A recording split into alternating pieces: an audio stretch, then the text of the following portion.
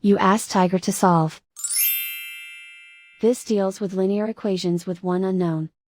The final result is x equals 256 over 625. Let's solve it step by step. Simplify the expression. Multiply the coefficients. Simplify the arithmetic. Group all constants on the right side of the equation. Add 4 to both sides. Simplify the arithmetic.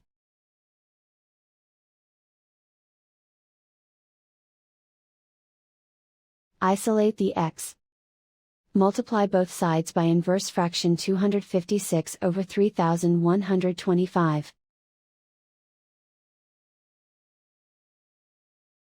Group like terms. Multiply the coefficients. Simplify the fraction.